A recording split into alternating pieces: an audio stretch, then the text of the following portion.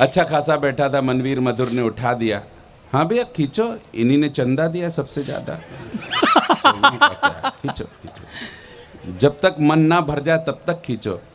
हमको तो अपना लिफाफा ही खतरे में दिख रहा है, क्योंकि कोषाध्यक्ष राजकुमार रद्दी वाले हैं।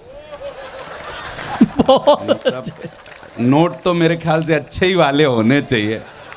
आप लोगों ने मतलब कोषाध्यक्ष भी किस खतरनाक आदमी को बना के रखा है।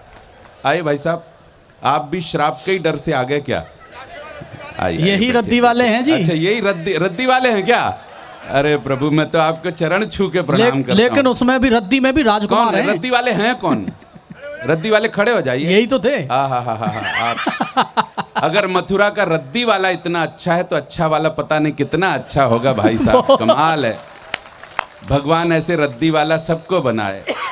क्या चेहरे पे चमक है, सफेदी की चमकार एकदम रिन साबुन वाली।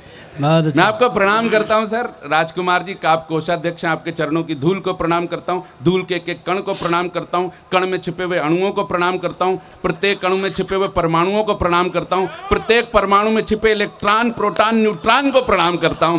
कुल मिला के मैं अशोक सुंदरानी राजकुमार जी आपको इलेक्ट्रॉनिक प्रणाम करता हूं। एक बार जोरदार तालियां बजा दीजिए। सिंधी आदमी और क्या करेगा भाई साहब। मेरी जितनी अक्ल थी मैंने पूरी की पूरी आप पे लगा दिया। उम्मीद है नोट सही होंगे।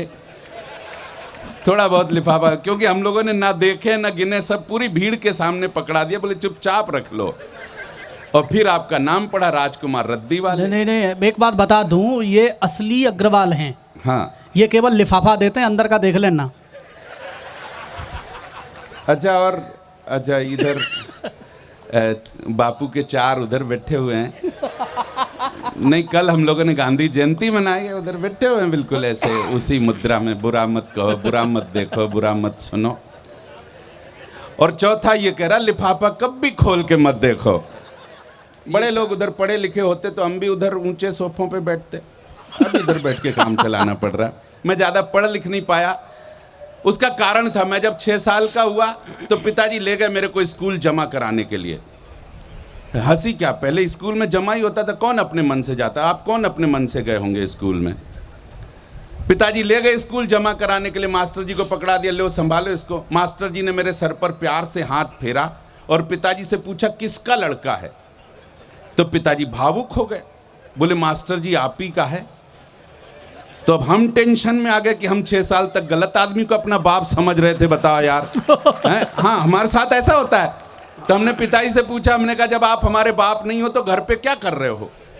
पिताजी बोले नालायक, ये संस्कार है, सभ्यतावश ऐसा कहना पड़ता है, आप ही का है, आप ही। अब हम समझ गए कि ऐसा कहना पड़ता है, आप ही का है, आप ही के हैं। मास्टर जी ने नाम लिख ही लिया था। पिताजी को दिखा के पूछा किसके पिताजी हैं? मैंने कहा आप ही के हैं। अरे बोले ले जाओ, ये खतरनाक लड़का, इसको हम पढ़ा ही नहीं सकते। हम लोग क्या करें सर, हमारे कविता में कोई टेंशन नहीं है, हमारी कविता में कोई चीन पाकिस्तान नहीं है। हमारे अपने घर के ही दुखड़े कम नहीं हो रहे, हम किसका क्या सुनाएंगे चीन पाकिस्तान। हमारे अपने लड़के, मेरा बड़ा बेटा 10वीं में पढ़ता है, 10th क्लास में। हम कोई सम्मान नहीं देता। घर पे इज्जत मिलती तो यहाँ मथुरा भटकने आते। यह कुछ नहीं होता। मेरा बड़ा बेटा 10th में पढ़ता है, 10वीं में। पिछले साल फेल हो गया था, इस बार फिर फेल हो के आ गया। मैंने उसको डांटा, मैंने कहा नालायक, यही एक संस्कार है। आसपास के वातावरण को देख, कुछ सीख। शर्मा जी की लड़की को देख 98% नंबर लाई, मिश्रा जी की लड़की को देख 97% नंबर। मेरे बच्चे ने पलट के जवाब दिया। उन्हीं दोनों को देखने के चक्कर में 2 साल से फेल हो रहा हूं। और कितना देखूं मैं उन लोगों को। आपकी हंसी और ठहाका तालियां गलत जगह पे आ गई। असली टेंशन ये है ही नहीं है मेरे अग्रवाल समाज के अच्छे लोगों। असली टेंशन है मेरा दूसरे नंबर का बेटा, क्लास 4 में पढ़ता है, 8 साल की मासूम उम्र। स्कूल से लौटता था, कभी उदास, निराश, हताश, कभी मैंने उसको प्रसन्न नहीं देखा। एक दिन चमत्कार हुआ, स्कूल से लौट के आया तो बड़ा प्रसन्न, नाच रहा, गा रहा, डीजे बजा रहा। अरे मैंने कहा पहली बार स्कूल से लौट के इतना प्रसन्न हुआ क्या?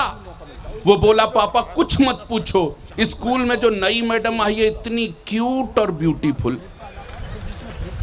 ये 8 साल का बच्चा अपने बाप को बता रहा। मेरे को लगा सूखे कुएं में कूद पड़ूं जाके।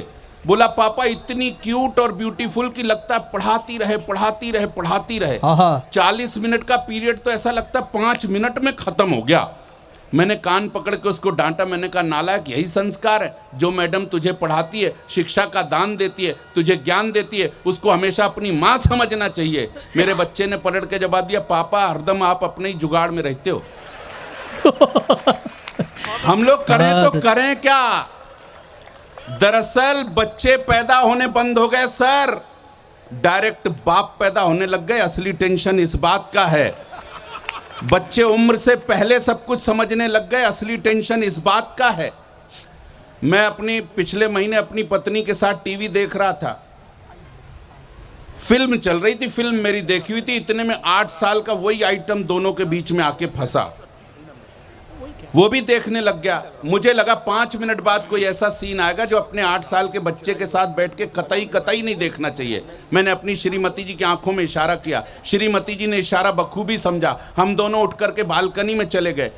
भाई साहब 6वें मिनट में मेरे उस 8 साल के बच्चे ने आवाज दी, पापा मम्मी अंदर चले आओ। वो वाला सीन गया।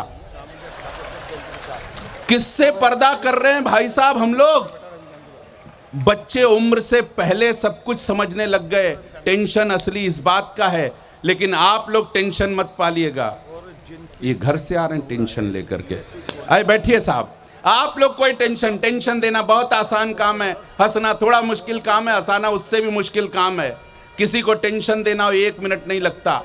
कोई उधर से आ रहा, आप इधर से जा रहे हो, वो आपको नहीं जानता, आप उसको नहीं जानते। अगले को आपको टेंशन देना, आप उसके पास रुको, प्यार से मुस्कुराओ और कॉन्फिडेंस के साथ बोलो भाई साहब नमस्ते और निकल लो। अगला शाम तक के लिए बुक हो जाएगा। कौन था, कहाँ मिला था, शर्मा तो नहीं था। आपने 1 मिनट खर्च कर दिया और टेंशन दे दिया उसको शाम तक का।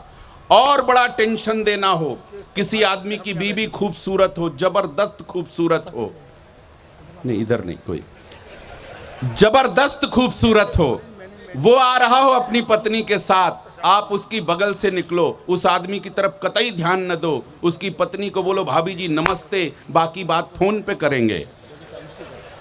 जिंदगी भर का टेंशन हो जाएगा उसके घर में। कौन था जो मुझे नहीं जानता था, तुझे जानता था, और बाकी बातें क्या फोन पे होने वाली हैं। इसलिए आप तो कोई टेंशन मत लेना, बस एक बार बाबा रामदेव का छोटा सा योग करना, दाहिना हाथ उठाना, बाएं हाथ पे गिराना, 2-3 बार गिराना ताकि ताली की आवाज बिखरे। एक कविता मैं आपके बीच में सुनाना चाहता हूं।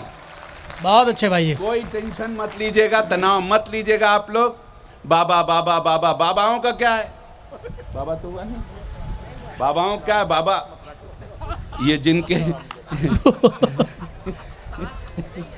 ये जिनके ऊर्जावान बच्चे हैं इनको संभाले। अच्छा सांस खिंच गई। बाबा वाला नहीं हुआ, बाबाओं को इतना बाबा रामदेव ये, बाबा रामदेव वो, अनिल अग्रवाल। अरे बाबाओं को बनाता कौन है? हम ही बनाते हैं। बाबाओं को हमने ही बनाया हुआ है और फिर बाद में दोष देते बाबा ऐसा, बाबा वैसा, बाबा ऐसा। मेरी पत्नी ने भी कहा चले जाओ बाबा रामदेव के उसमें, आदरणीय पवार जी से क्षमा मांगते हुए चले गए। हम भी रीवा में कैंप लगाया बाबा ने। अब पत्नी जिद पे चले जाओ। अरे मैंने कहा होगा क्या? अरे बोले स्वस्थ रहोगे, प्रसन्न रहोगे, मस्त रहोगे। अरे मैंने कहा मैं वैसे ही स्वस्थ, वैसे ही प्रसन्न, वैसे ही मस्त। अरे बोले एक बार जाके देखो, जिंदगी भर याद रखोगे। मैं भी चला गया। अब बाबा क्या करते, खुद तो बैठ जाते 40 फीट दूर और हम लोगों को 1-1 फीट की दरी दे के बिठा देते, 1-1 फीट का गैप दे के। मेरे को भी बिठा दिया। मेरे पीछे एक बुजुर्ग सज्जन बैठे थे, जाने कहा उनको जन्म का जुकाम। हाँ भाई साहब 1-1 मिनट में रुमाल निकालें और ऐसे भर के रख दें। मैं कांप जाऊं कि मैं कहां फंसा। 15 मिनट बाद बाबा जी उधर से बोले दाईं ओर से सांस जोर से खींचो। उसने सड़सड़ा के खींची, मैं अपनी सांस लेना भूल गया, भगवान कसम। 3 मिनट बाद बाबा बोले एक बार और खींचो। उसने और खींची, लास्ट पॉइंट तक खींच ली। अब साहब उनकी सांस खींची हुई है और मैं कांप रहा हूं कि मेरा क्या होने वाला है। मैं भगवान से मना रहा था, भगवान बाबा की आवाज छीन ले, बाबा बोलने न पाए, छोड़ो। लेकिन भगवान भी मेरी आवाज कहां सुनने वाले थे। 3 मिनट बाद बाबा बोले छोड़ो।